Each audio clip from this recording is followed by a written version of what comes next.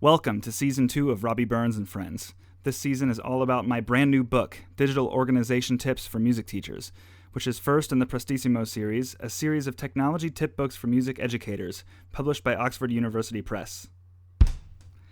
Each episode, I will discuss one chapter of the book with an expert on that subject. For example, on the episode about note-taking, I will chat with a music education specialist who is an expert on note-taking. The goal of the podcast is to offer complementary material, not simply a regurgitation of the content in the chapter being discussed. Think of these as kind of like a B-side of each chapter of the book, or even better yet, a counterpoint, complete with meta-discussion and even an extension of the ideas already in the book into new territory as provided by the experience of the guest. This week's guest is Paul Shimmons.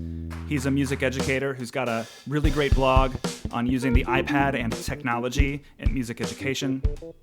He is the co-host with Chris, last week's guest. They both have a podcast together about music technology education, and I'm very thrilled to have him on this week's episode. We're going to talk about PDFs and how we're using them as music teachers. Oh, I hear your click. Stupid logic. There was a count off. That's all right. That's what I'm into. I usually record straight into Logic, and then I'm using an app called Audio Hijack to capture the Skype as both a backup in case anything goes wrong, but also to help me assist with the syncing of the two audio files. Okay.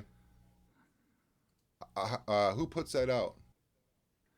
This is Rogue Amoeba. Yep, that's what I thought. Super app. Really, really cool app. So I'm not even sure. I should call you Robbie. Yeah, that's what I go by. Good. We have never talked. Just a little bit on messages and such, but so it's always interesting the first time you talk to somebody for real. What I love is that something I find is true with people I have so much common ground with on the internet is like I didn't feel like I had to introduce myself when we first picked up the Skype. Yeah, right. Just feels like talking to someone you know. I know. Last year was like the first time Chris and I met, and for like, I don't know, we've known each other for 5 years, I think, but face to face. So it's good. Lots of friends all over the world that you don't have to see face to face. Right, and there's relatively few people doing things with music technology on the internet, and I feel somewhat strangely connected to them all, even those I haven't met in person. I know, and I still feel kind of like we've figured out who everybody is in that little small realm of music tech people and educators. It's too small of a world. Yeah. Well, I think part of the goal of this podcast is to to sort of engage that part of the teaching community who's not currently that interested in going out on a limb and figuring things out technologically speaking. Yeah, that'd be nice.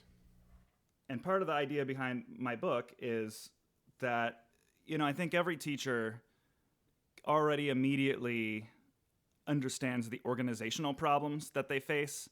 And so many of those productivity apps and utilities and tricks are things that a lot of them are already installed on a computer. So I feel like with the book and with this, I'm calling this season 2 of my podcast. I'm really just going through each chapter of my book with a different guest every episode. And, I think the idea was like we're going to talk about PDFs, I think, today. And, I think most people already have 100 uses for a PDF in their teaching workflow. Right. Question is, how many of them are making use of it? Sure. And I think that's all going to change a little bit here, too, with iOS 11 coming out. Well, I wanted to ask you if we should actually talk about that first. Oh, my gosh. I'm not even sure where to start with that. I mean, so Apple's developer conference kicked off last Monday, and I think, I'm going to guess you're a big-time iPad user. So I'm going to guess, just take a wild guess, that probably, if you're anything like me, the most exciting part of the keynote was the iPad productivity features. Oh, absolutely. That was huge. I wanted to go pay my $99 to become a regular developer, but I've held back. But I wanted Yeah, I I know. wanted to install that beta like right now. I think the public beta should be out soon, and I actually think I'm going to install it on my primary iPad this year. I'm going for it. I have backup iPad, but I'm just gonna do it. I think I'm going to do it too. I'm only a little bit nervous, but also excited about specifically how this Files app might change the entire concept of how files are managed. I don't think it's going to. I have a hard time conceptualizing how it's going to work. I mean, Apple announced basically an app that they're not calling it the Finder, but it is more or less functioning like a directory where you can access all of your files, not only from iCloud Drive, but it looks like eventually third-party apps like Google Drive and Dropbox are going to be able to plug right in. Right, and it is going to change the way we do things, and I think it is hard to kind of envision that. It's hard for me to wrap my head around a consistent workflow right now as it is. Talking about PDFs, once I get these documents into my computers, where do I store them? Because we have so many options. Like you mentioned, Google Drive and Dropbox, and we have box.net I use all the time as well. Of course, then there's the local storage. I store some things on my iPad and some things on my computer, and I have an external drive. So yeah, this Files app, I don't know. It's going to change things. I really hope so. I mean, the 2 episodes ago, I did a whole episode on cloud drives, and I think the consensus there was that I'm using pretty much an even amount of iCloud Drive, Google Drive, and Dropbox, and I'm kind of using them each for their strengths. But most of my personal files are currently in iCloud Drive. So do you pay the extra money for more storage space then? Very, very sadly, I pay all 3 services extra money for a little bit of extra storage. But you pay Google Drive extra money too? I had to start recently because my Gmail inbox filled up past the 15 gigabyte limit, and I think I know why that is. So the reason I use Google Drive primarily is because my music team of 4 is using that for basically our shared folder of all of our documents. And I have this little workaround.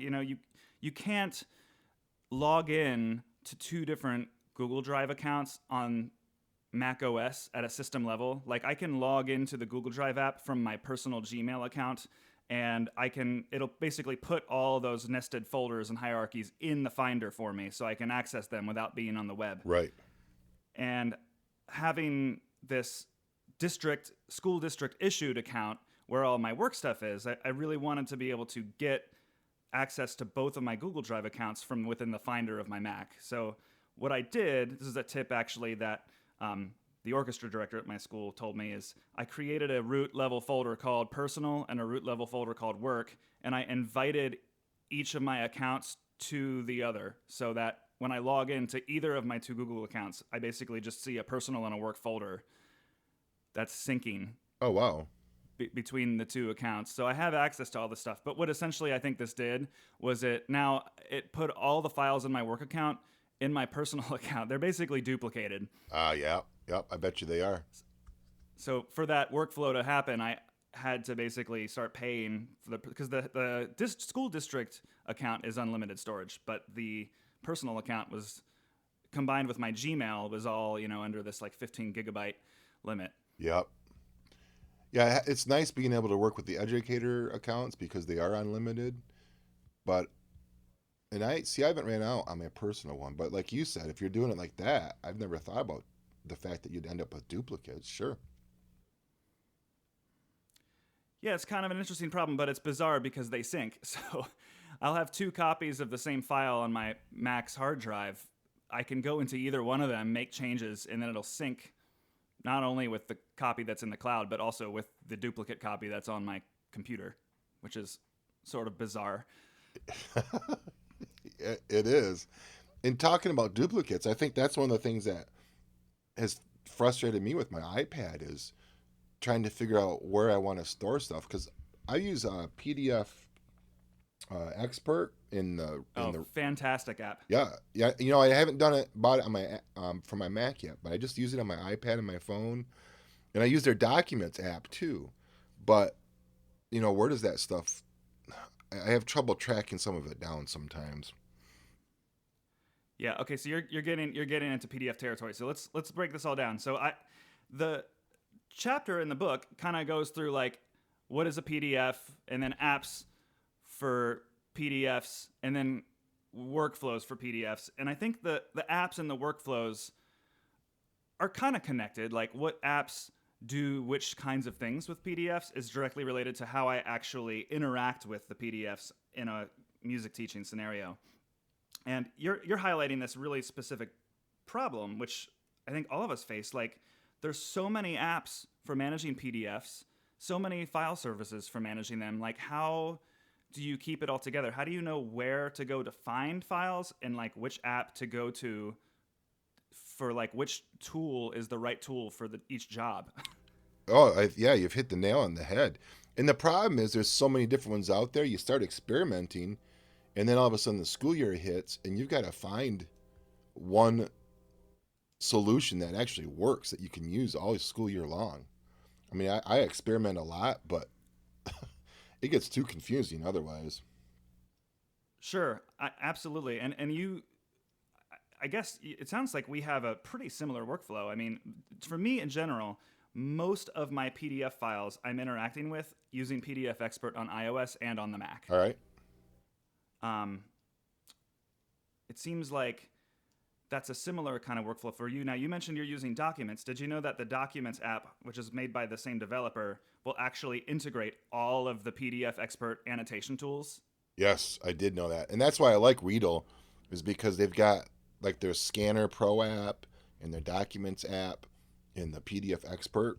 And I use all of those in conjunction with each other, which I think, you know, Apple's trying to get to that point of having their own tools to do this stuff, you know, with iOS 11. Yeah, there were like 5 check boxes I checked, like features that I depend on Readle apps for, that now are going to happen at a system level with iOS 11. Yeah, it's going to be nice. We'll see. Um, I really hope their files and the ability to annotate like screenshots at the system level in iOS 11, I hope that works as well as what it looks like. oh my gosh, it's going to be killer. It's going to be insane. So okay, so PDF Expert is a great starting point. So this is basically just a PDF app that works with PDFs. There's no PDF app on iOS. You can of course open one and view it, because the same preview functionality that's built into the Mac, like where you highlight the file and hit the space bar and you can kind of look at the contents of a file without actually opening it.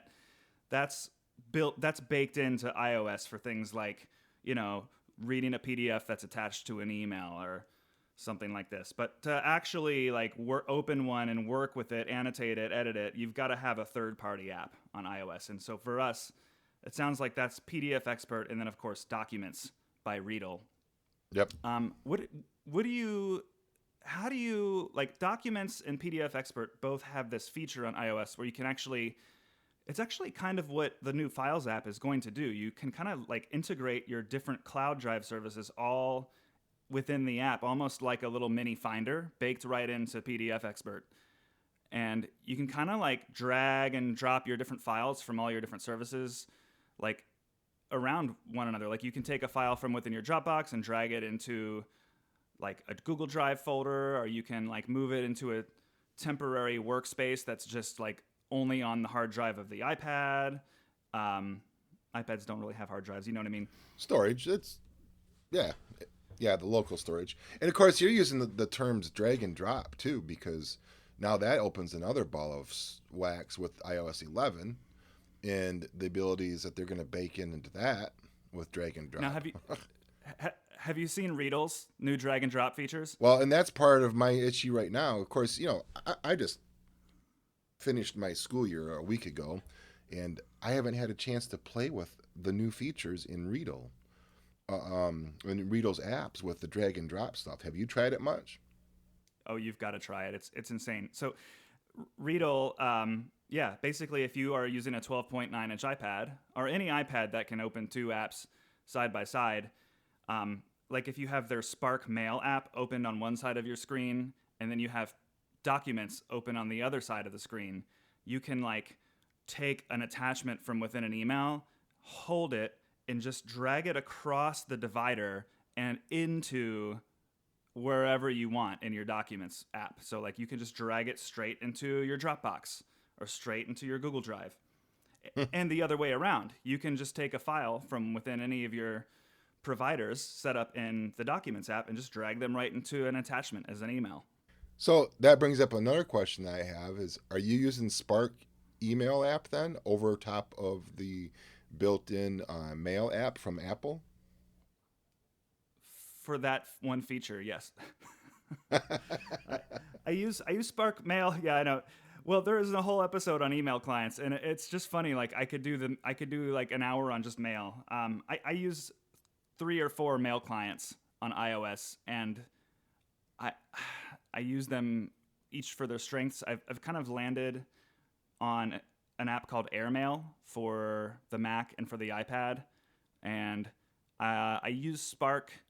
I really like that drag and drop feature when I'm really getting productive, but I primarily use it on my iPhone because it has a better management of notifications.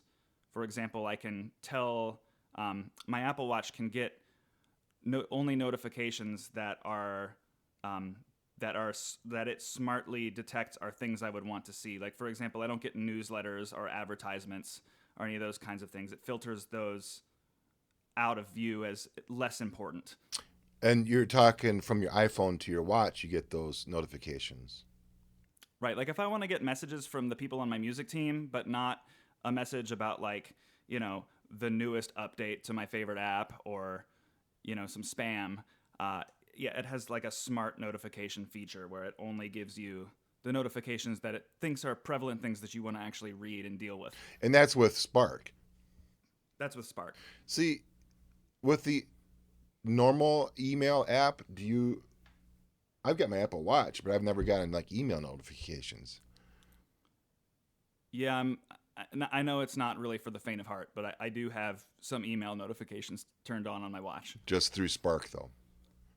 Just through Spark. And see, that brings us back to this whole point of why are we using PDFs and how do we manage them and that whole workflow is, I can see that as being useful. Set up like since I'm a teacher, and notifications for my principal, things that they would send to me that I need to know about right away, or like you and your music team, and have just those items show up on my watch. That'd be useful. Oh yeah, there's stuff like that all the time. Like I'll get a notification from the front office, like just a reminder, or even a change. Like this happened last week. Students are being dismissed from 7th period to get their yearbooks at 3 p.m., not 3:09 p.m. And that's like right on my watch. And if I'm teaching 6th or 7th period, I sometimes I don't even sit down and have time to check my email during the workday. I hear you. Yep. And so I'm getting this stuff on my watch and I just see it. I might be conducting a rehearsal and I'm holding a baton in my hand and I just get that little gentle taptic pulse on my wrist and I get the message and then it's out of my way. It's actually productive, whereas I think some people might see it as a distraction from work. I actually find it to be less distracting overall, that now I don't have to sit down at my computer to see that kind of information. Well, and you don't even have to pull out your phone or your iPad and look to see what email has come through. Because I agree with you. It's the end of the day before I check my email many times too. And if it's something important, you've just missed out. Right. So anyway, bringing it back, Spark, between these different apps, has implemented this drag and drop feature. But then like 2 weeks later, Apple announced that it's going to be coming to iOS 11 in the fall as like a global system-wide API that different apps can implement. And that's been part of the hassle. Like, and you said like in PDF Expert, I use Google and Box and Dropbox, and I have access to all my files from within PDF Expert. Um, and just being able to drag stuff around system wide is going to be huge. Um, I remember before they baked that cloud access into PDF Expert, and it was always kind of a pain in the butt. But now that it's sitting right there, it's one less app I have to go into and out of to be able to access my information. And it's beautiful because it's just synchronized. I mean, you're looking at it on your iPad, but it's in Dropbox, and so it goes every place. Now, there are two complexities with PDF Expert that I think deserve to be investigated. And, so PDF Expert, if you have this kind of workflow where you know where your PDFs are stored, like, oh, I store them in my Dropbox or in my Google Drive, you can open and edit those files in place, meaning you can open the file from within your Google Drive. It'll show it to you on the screen. You can scribble some annotations on it. And then when you close the file, it's going to save that edit back to the location in Google Drive. But yeah, and you're talking about doing that from within PDF Expert. Like right from within PDF Expert. But then there's this like a little bit, like that's a really direct metaphor to how we use desktop PCs and have for years. It's this kind of concept of this file and folder hierarchy.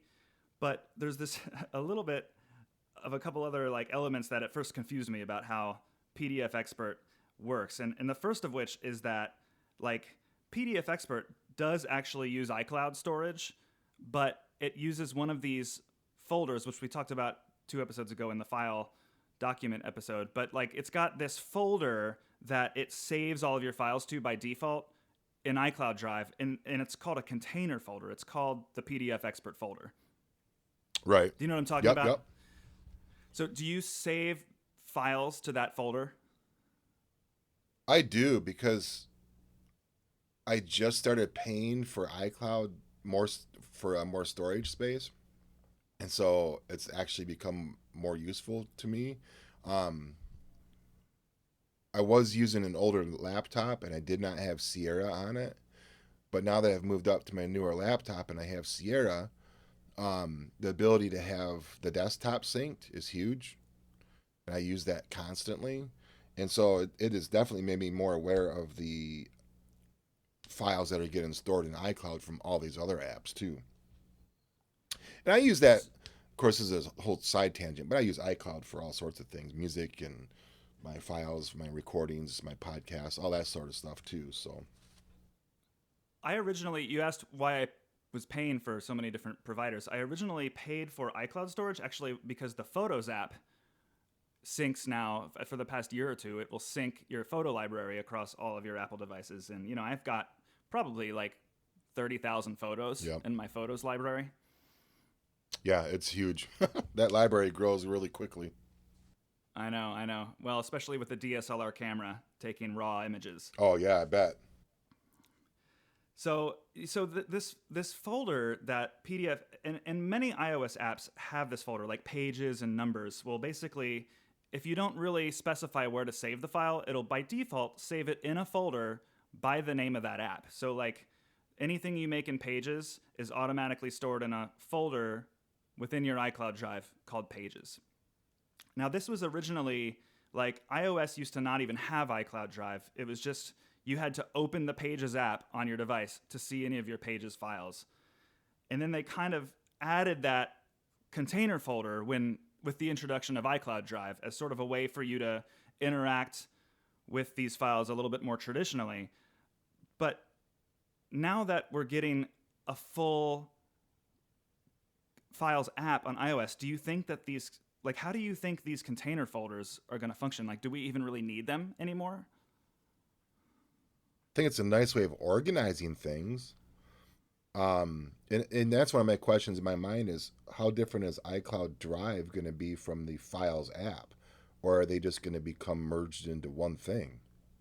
Oh, I think definitely they're merged into one thing. But I have so many questions about how the functionality will change. Like, here's an example. Like, if I go into the iCloud Drive app on my iPad and I go into that PDF Expert container folder, and I tap on a file, it doesn't actually open it in PDF Expert. It just shows me the contents of the file. In other words, there's not this concept of like double clicking on a file in the Finder and then it opens it in the app that you've told it to open PDFs in. Like, that's not really a concept on iOS. Right. And they didn't really address in the keynote if this new Files app will really allow developers to link in that way, or if it's just basically a way to quickly browse through files and drag them from one place to another. I don't know, man. Can't wait for the beta. That's all I can say, because I'll be playing with it. I know. And you've mentioned the like in iCloud having a folder for PDF Expert. Did you realize that now PDF Export, all the documents just go into the Documents folder by Reader? They've merged the two. Yeah. Okay, so like on iOS, again, this is when they first made the iCloud Drive app into more of a file system. They created this feature called a document provider, where you can, when you're opening a new file within an app, you can actually choose where to open and save files from. Like, do you want to do it from Dropbox or iCloud Drive? And PDF Expert in the Documents app provide what's called a document provider, which means that when you're opening or saving a file in an iOS app, you can specify the PDF Expert or Documents app as a location that you can save files to or pull file. It's kind of like having an open and save dialog box on a computer, only on an iOS app. Yeah, and it helps that Reader's sync or combine those folders, because again, we're back to managing all these files, and where do you put it? Do you put it inside the Documents app from Reader or the PDF app from Reader? Well, now it doesn't matter, because it all goes into the same folder, and then both apps can access it, which is a lot of like what iOS 11 is going to act like, I envision. Yeah, I hope so. Now, here's the thing.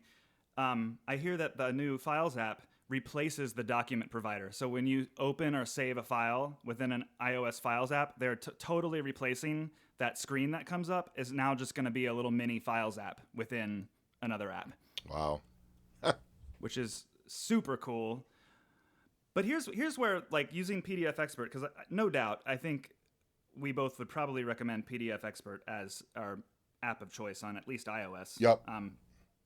Like, when you save a document to either Documents or PDF Expert locally, meaning not in the iCloud Drive container folder, that's a different place from the stuff that's in the container folder. In other words, if you want to be able to access your documents and your PDF Expert files from within anywhere on iOS, you have to store them locally in the what PDF Expert calls the Documents folder, right, which is actually a separate place from the iCloud Drive folder, which is the one that actually syncs across your different devices. So it's kind of a weird paradigm. I don't know why PDF Expert and Documents don't just combine those two and treat the iCloud Drive container folder as the default Documents. You know what I mean? Like, well, I can envision one issue with that is, for instance, I'm going to Bandcamp this next 2 weeks, and Wi-Fi and cell signals are pretty much non-existent.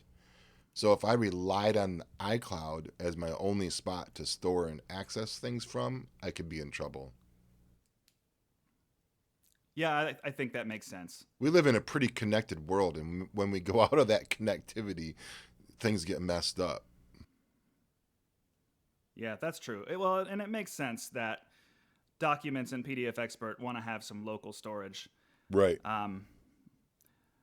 But see, again, that's just another feature that with iOS 11, I don't know if I'll ever need that. There's going to be in the Files app a local files, basically like a place for here's just stuff that's on my iPad and nowhere else. Yep.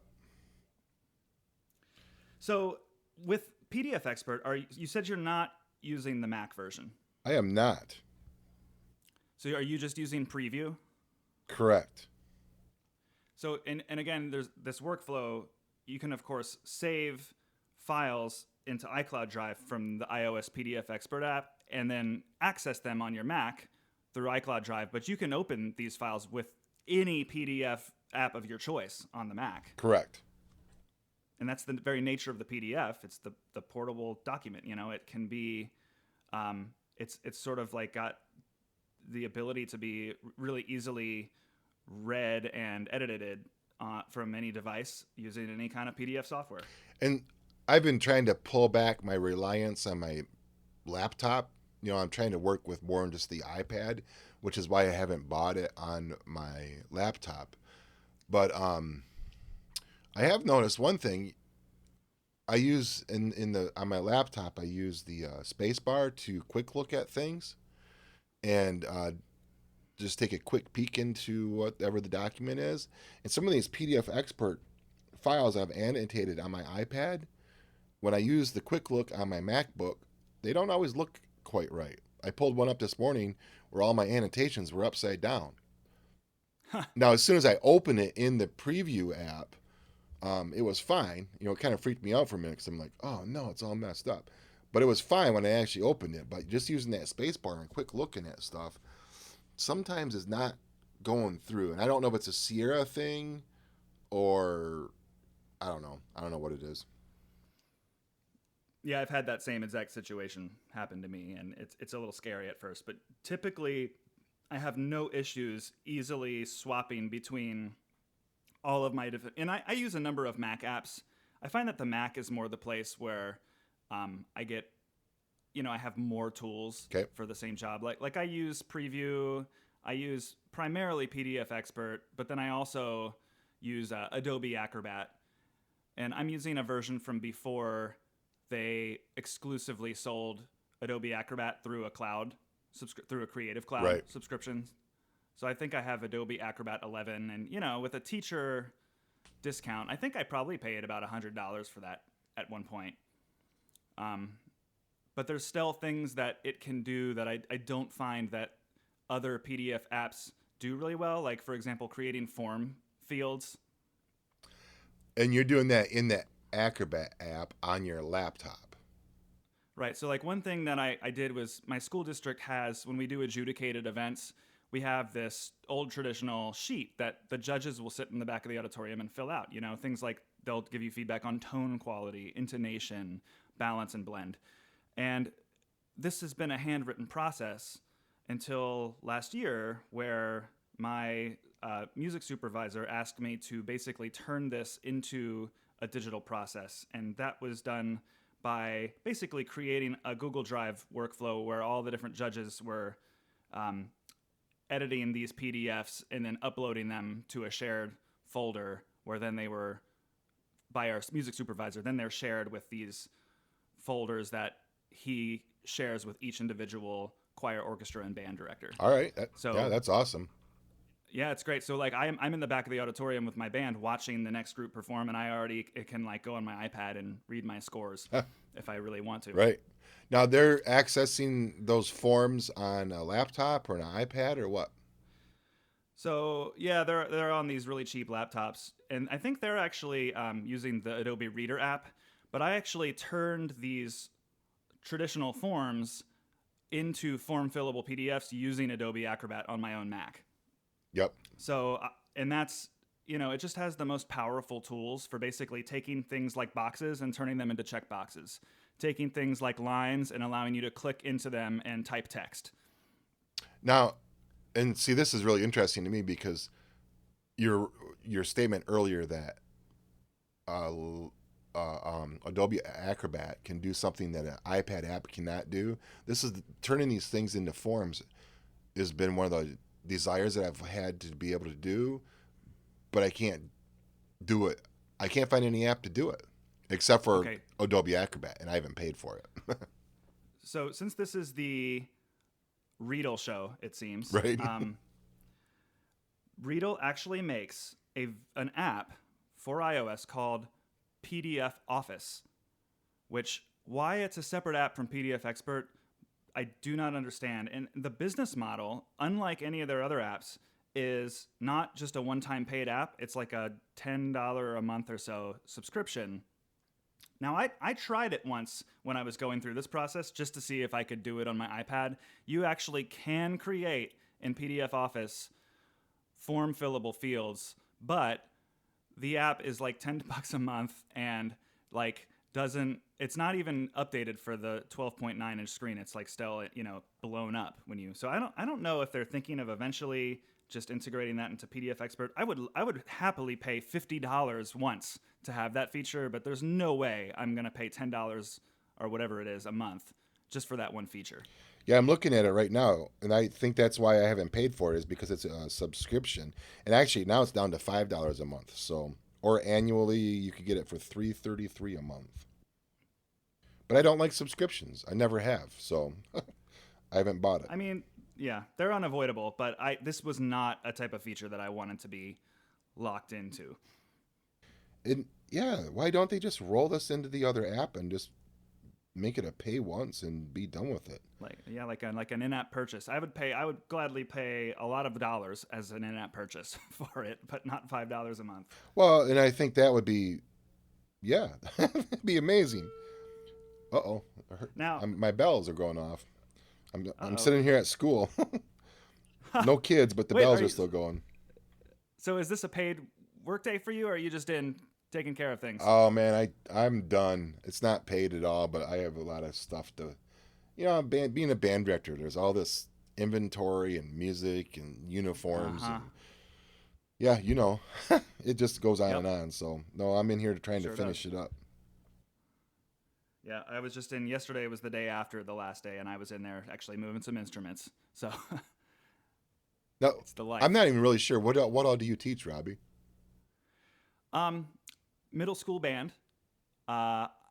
Instrumental music. I've taught orchestra at some of my jobs, but I'm mostly just band now. I teach some general music as well. All right.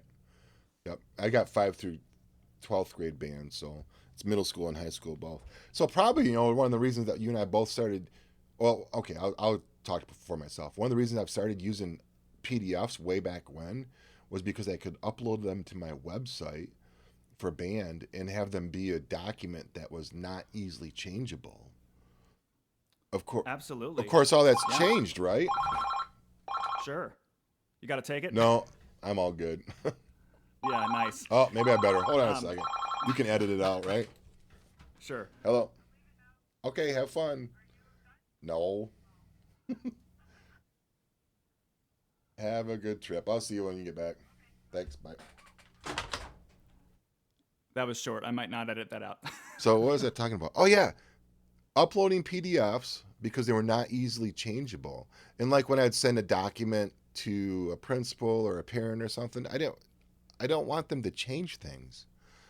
But now they've changed that ability. And have you played with that ability to go in and edit text? So yeah, absolutely. Let me piggyback real quick off that. So that's one of the definite awesome workflows as a teacher you can use with PDF. Anything I've created that I'll send out or put on my website or email out, like a Word document, like a letter home to parents, or even just like a graphic or an image or a seating chart, I always convert that stuff to a PDF file first. And pretty much every creative app for every device, it's a standard feature to export as PDF. Everything from Pages to Microsoft Word to I use for my seating charts, I'm making them in an app called OmniGraffle, and even that exports to PDF. Yep. So pretty common feature, but yeah, so PDF Expert has this new feature where you actually, and there's two things that PDF Expert doesn't have that I rely on other apps for. We can get to that later, but those would be optical character resolution. Is it resolution? Recognition. I always forget what the R is. Recognition. And which basically can turn a file into something that's text searchable that isn't already. And the form fillable thing we just talked about. But PDF Expert has this feature where you can just click into the middle of a text area, just like it's a Microsoft Word document, and just start deleting and adding text. It blows my mind. It's crazy. But here's my question. Have you played with it?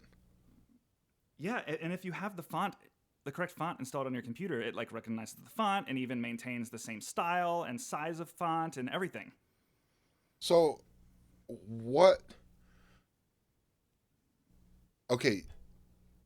Does this only work if I'm in Pages on my Mac and I export as a PDF? I can see that working. But now, what if I go down to my copy machine and I take that document and I scan it and turn it into a PDF? Does PDF Expert allow for that? I think so, but I think it would have to have OCR first, which PDF Expert cannot currently add to a document that doesn't already have it. All right. I could be wrong. We could certainly try it while we continue to talk. If you want to say, you could scan something on your phone in Scanner Pro and then send it to me on Twitter, and I could try to open it. And I don't know what I have here. Okay, here we go. But it's a crazy feature, and the way it's implemented is like magic. You just click into a text area. Well, yeah, I think you have to click like an edit text mode first.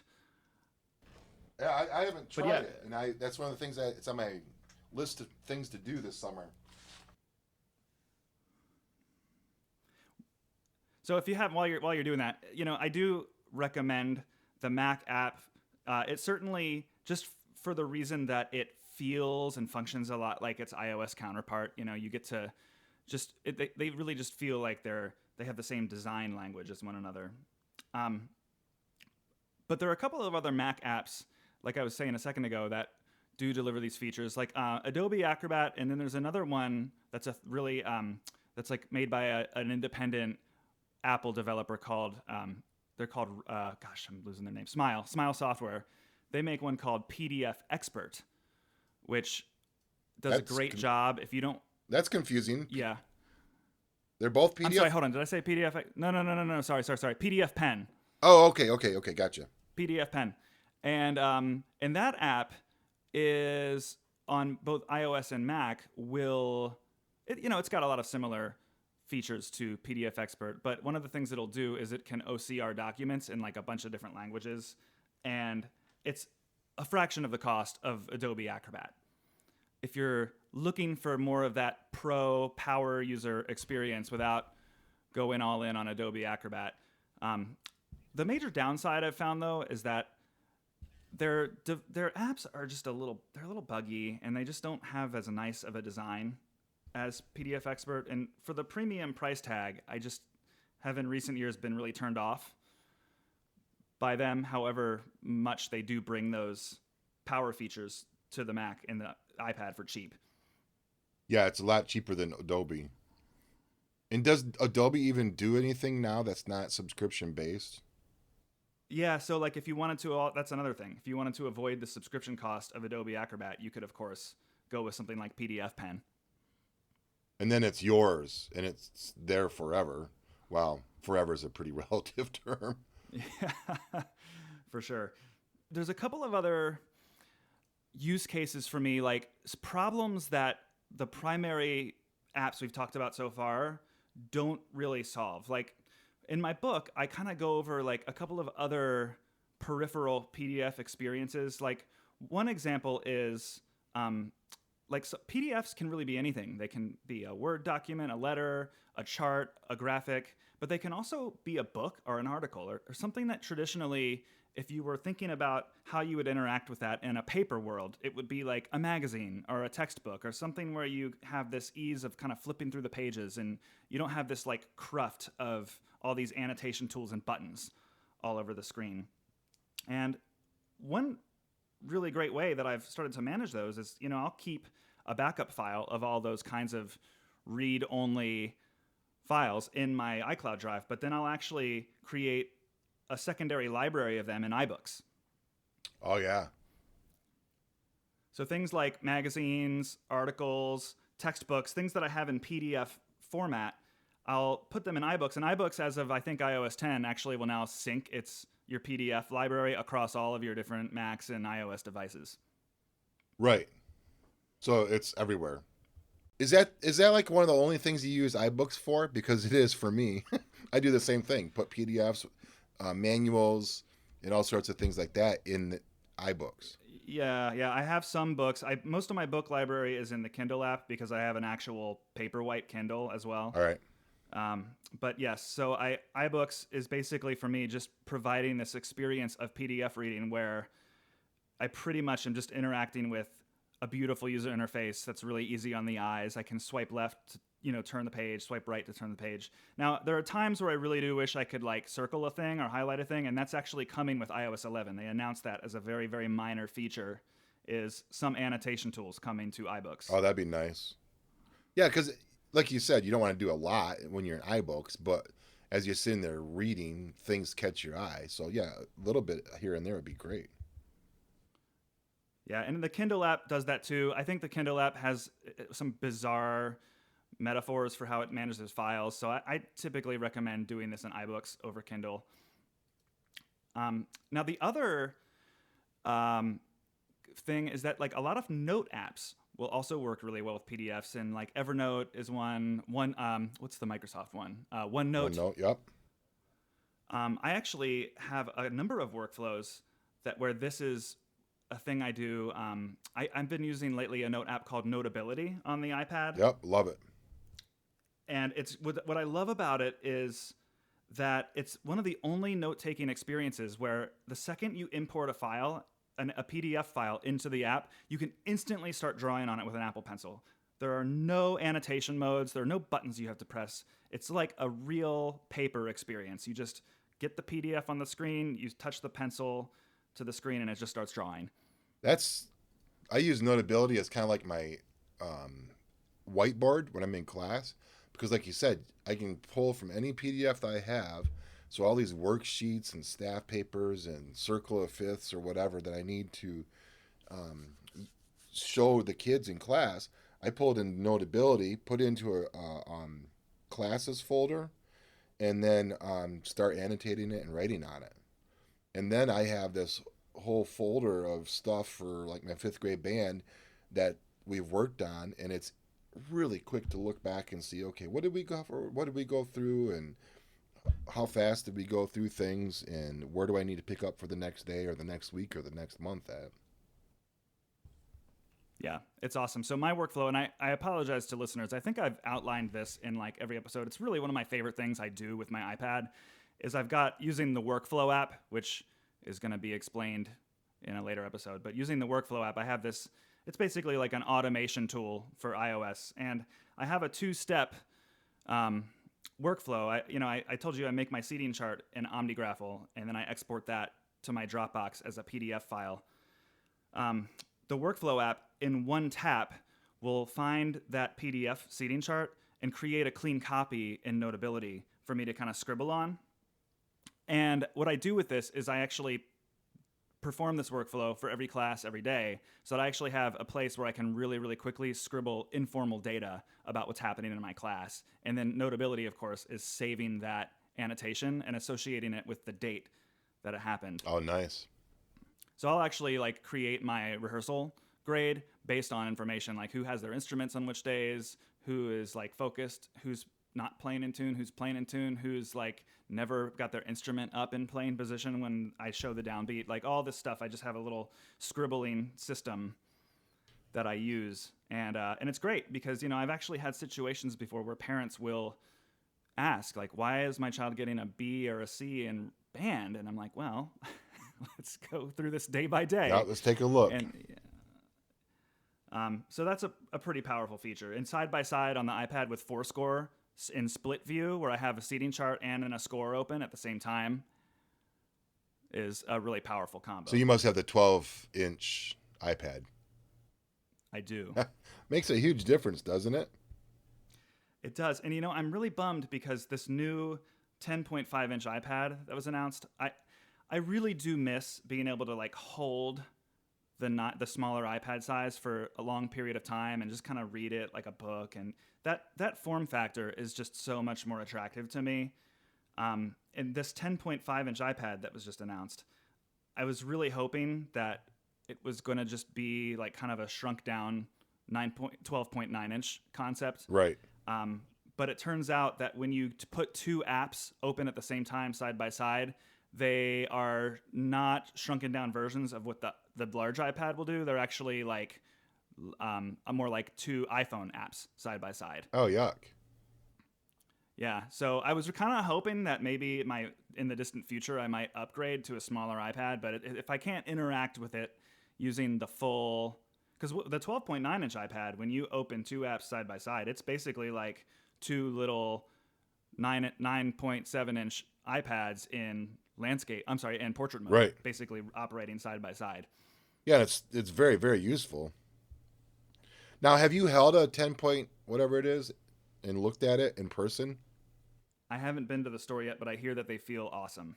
Because I'm wondering just how much smaller the screen space feels when you're looking at a concert band score. I mean, in landscape mode, I'm sorry, I keep using the wrong term. In portrait mode, I would probably be okay with a 10.5-inch side, but, I can run basically like the 9.7-inch iPad size screen resolution on one half of my iPad Pro 12-inch, and I can read it just fine. Right. Yeah, where I ran into problems with my high school scores on that smaller screen size, which is why I was ready to update to the large screen size as soon as it came out. Middle school I was all right on, but not high school. Yep. So, and there's another thing, and we're gonna do I'm doing a whole score episode later in the series, but PDFs, a lot of scores can be, whether they're Sibelius, Finale, Dorico files, or that you convert to PDF, or if they're if they're just things that you buy, like on JW Pepper, that are PDF form, like you can just as easily run music in an app like PDF Expert just as easily as you can Fourscore. You just don't have those musically specific annotation tools. Well, and the other problem with using like PDF Expert for my score reading and such is it doesn't allow me to do things like repeats and hotspots to jump back and forth. And I use in like Fourscore, I use the set list all the time. I'm not sure how that would transfer over to just using PDF Expert. I mean, you just wouldn't have any of those features. Yep. Now, some apps, there's a power app on iPad. Have you ever used GoodReader? I have. Yep. That was one of the first ones I bought. Yeah, and PDF Expert has sort of brought all the really consumer-friendly features of GoodReader and sort of cleaned up the interface to a degree which it's not as intimidating. Like GoodReader is a really complex and intense app to look at. But they do have a lot of these power features. Like did you know you can use an air turn with GoodReader? No. Yeah. So like using a Bluetooth page turner for sheet music actually will work in GoodReader. Did they do that for musicians, I guess? I guess so. Like, or maybe for doing presentations, like PowerPoint or, yeah. Jeez, oh Pete. So now, we're talking about PDFs and file management and everything. When do you use Fourscore and do you annotate in Fourscore? I do. Hold on. Live update. I cannot edit the text of your file you sent me. And again, I think that's back to the fact that it doesn't have OCR, which is good. Because I don't want anybody just to be able to edit my PDFs. Right. Of course. Now you can, sorry to get complex. You could, I think that Readle's Scanner Pro app will actually OCR a document upon import. So again, it's funny that they don't bake that feature into the PDF Expert app, because did you import this using the Scanner Pro app? I did, but I didn't do any OCR on it. Maybe it's a feature, or maybe I'm just flat out wrong. Well, I'm going to go look. All right, try it. That'll be another real-time update. Because I think you're right. I think that one of those Readle apps did the OCR. Now you were asking about annotation in Fourscore. Yeah, you use Fourscore and do you annotate? Yeah, I do my annotations in Fourscore, and there's, I think the majority of my annotations are actually not musically specific. Like I don't use a lot of those sharp and flat stamps. Right. I usually just like highlight and scribble with pen. But there's sort of like there's sort of like a a sense of like that's where my music library lives. I can tag by composer, by grade level difficulty, all sorts of stuff I can't really do with a standard PDF app. So now let me ask you this, because this is one of those file management issues that I've been tossed around in my head of how I should handle is, do you take all those PDFs from Fourscore that you've annotated and save those out to your hard drive for future use? Or when you reuse the score, do you start all over with the clean score? I go the opposite direction. It's a one-way street. I have a backup clean copy of all of my scores in an iCloud Drive folder called Scores. And then when I want to use them on my iPad, I import them as basically making a copy in Fourscore. So I kind of wish that Fourscore could talk back to a provider. Like I emailed Fourscore, the developers, about this once. I said, why don't you guys have an iCloud Drive container folder where basically all of the stuff I import into Fourscore syncs over iCloud so I can get my annotations from a Mac. And I think the general gist of it was that was a far more complex problem to solve developmentally than was worth the effort for them. Yeah. They do have the access to some of these cloud services, and you can upload. So after you've done a score and you've annotated on it and written your thoughts and processes on it, you can re-upload it. But I've just never bothered with it. No, I just kind of think of my Fourscore library as a place where I just have copies of all my files. And that's okay, because Fourscore really is one of the apps on my iPad that makes it it's a desktop class experience, but it's built for the touch input model. It's one of the things that makes my iPad an indispensable tool. It's one of the reasons okay, if I'm going to be realistic, it is the reason I bought an iPad in the first place. Right. It's the only reason that I really need to have an iPad in my workflow. I actually was going to I have my new MacBook that I got in the winter, and I was going to we were going to Hershey Park, and I was kind of running through my tech packing list, and I thought, I've been using a lot of Mac software lately, just because I got this new machine. I'm thinking, like, can I get away with just not bringing my iPad on this trip?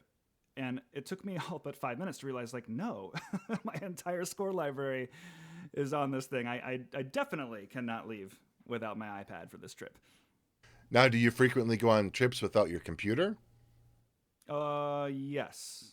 Yes, I do. That's doable, but yeah, I think I would be in trouble if I left my iPad home. Yeah, well, I mean, it's tough. I'm going to Colorado in a few days, and I'd love to just have my iPad in my bag and nothing else. But if I want to edit any of this show in Logic, I still gotta lug the MacBook around. Yeah, there's a few apps on the computer which made me buy a new laptop. I was putting it off, but Logic and FileMaker and my drill writing software. I gotta get you and my orchestra teaching colleague on a future episode to talk FileMaker. He's got one of the most intense and elaborate relational databases, and it's just not something I have my head wrapped around. It's hard. Yeah. Yeah, it'd be interesting to talk to somebody else who's using that, because I've taken a lot of their pre-built things and reworked them for myself, but I don't have the programming skills to start from scratch on some of those things. Yeah. Well, that's good news that you cannot edit my scanned document, but I do see here on Reado's Scanner app on their webpage that you can convert scanned documents into text. So, okay. So that answers it. So if you have an OCR document, meaning that you've scanned it so that a PDF app can recognize the text and search the text, then someone who has an app like PDF Expert could, in fact, edit the text. Now, you can, if you don't have PDF Expert, there are ways you can do this. Like Adobe Acrobat can save to and from Microsoft Office files So you can actually import a PDF from, like, you can open a Microsoft Word file in Adobe Acrobat and it'll basically convert it to a PDF. And you can go the other way too. You can save a PDF as an editable Word file. You can even actually save an Excel spreadsheet to and from PDF, which is kind of cool. Wow. So transfer again, it back and forth. But this PDF expert feature is just like all happens right within the app. Like you just tap into the middle of some text and you can just start tapping keys on the keyboard. It's mind-boggling. Oh man. So while since we covered just about every Readle app, there is one more that I use on iOS, and that's called PDF Converter. Have you tried this one? I don't think I have. This is an app that will convert a multitude of different file types to a PDF file. And then, of course, because it's made by Readle, you can, within a tap or two, save it to your PDF expert library. It's a great app. It actually has a little extension that it installs. So if you're like on a website or if you're in a Pages file and you tap the little share button, you know, like the box with the arrow pointing out of it, right, you get a little option that says save, take to PDF Converter, and you tap that, and then it does its best to turn that into a PDF file. Now, is that I thought there was some other way to turn some of these documents on your iPad into a PDF. Well, iOS 11 is going to bring it as a global feature, like from within. It's like an Apple standard feature that within any app you can save as a PDF. Nice. But you don't know of another way around that? On a Mac or a PC, there's still that really old trick where if you print something, you go to try to print a website or a Microsoft Office file, in the lower left corner of the print setup page, you can actually click a little drop-down box and choose an option called Save as PDF. And I do that all the time on my laptop. I thought that maybe you could do that from your iPad too.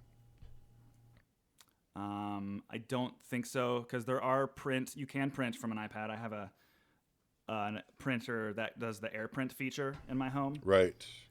Where you kind of wirelessly send it to a printer. And you know, when you're in the printer settings dialog box on the iPad, I do not believe there is a save to PDF option. Nope, I don't see it. So some of these files, so you have to have an app like PDF Converter then. Yeah. Yep. All right. I guess I've always gone to my laptop to convert files if I need to. Which again brings up the fact that I still need that laptop unless I buy that other app. Yeah, I don't know off the top of my head how much PDF Converter costs. Are you in the App Store? Oh, it's like $5. Yeah. Yeah, I'd say it's worth it. But if you want to just wait till iOS 11, seems like that's one way to go about it, since it'll be a global feature. Yep. Here's one other way I tend to interact with PDFs, and then I'm curious if you have any other little miscellaneous things. There's a multitude of files that I save that are really just for like archival and reference purposes. Things like old copies of concert programs, things like meeting notes from staff meetings, and all sorts of stuff that doesn't really have a place cluttering up my file system, but that I do want to be able to reference. And, I've really taken to storing that stuff in a note app like Evernote, or even like Apple Notes or Microsoft OneNote, just basically a dumping ground for all these miscellaneous files that I want to be able to search for just by typing in a couple of keystrokes, but where I don't really want to have all these odds and ends scraps of papers cluttering up my file system. And so you're storing those in a note app. That's interesting. Something like meeting notes. Like, I just really don't want a meeting notes file to occupy any space on my hard drive, but I really would like to, if I want to try to remember notes from a meeting and I can remember a couple of words, like a string of characters that were in the notes, I can really easily search my Evernote database. I actually can really just use the Spotlight search because Evernote integrates with Spotlight on Mac OS. So I just will, do a Spotlight search, start typing in a couple of words, and it'll typically find what I'm looking for. Awesome. And bring me, yeah. Yeah, some of those things like you mentioned, like concert programs and stuff. I've just started uploading them to my website for my band.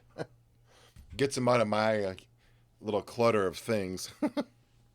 Yeah, that makes sense. Well, that's the thing too, So like we on my school's website, we have both a place where we share practice parts for students in PDF form, and we also have an archive of audio recordings of our concerts, which we have kind of done the same thing. Like we just kind of stopped storing them on our devices and just kind of leave that permanent archive on our website. So, wait a minute. Your recordings of your concerts you've put on your website? Mm-hmm. Awesome. And where is that website stored at? We use Squarespace. I think we have the second, not the cheapest plan, but like the second cheapest plan. The one that gives you more or less all the gigabytes of storage space you would need. Right. And the school pays for that, or do your band boosters pay for that, or? Yeah, we just use our instructional funds to cover the cost of that. Well, I hope we've answered some questions. I hope we've answered more questions than we've created. That's with iOS 11 coming out, we may have to do a tag on to this one. I do want to make sure that people who are listening know where they can find out more about you. Sure. I'm going to certainly link your Twitter, your blog, and your podcast in the notes. Do you want to say anything about yourself or what you do on the web? I am a music educator. I just finished my 25th year, and I teach mainly band. I've taught choir and I've taught elementary music before, but mainly band. And I write a blog online at iPadmusicEd.com, or no, iPadmusicEd.wordpress.com. And Twitter, I follow that pretty frequently, so it's kind of like where I have access to all the wonderful people on the World Wide Web that are music educators and performers and all that stuff. So I love the blog. I think your blog is like one of the top music technology education blogs out there. Oh, thank you. Good talking to you, Robbie. I'll send these files over to you here in a little while. Okay, super. I'm looking forward to editing this. All right, talk to you later. All right, talk to you later. Bye.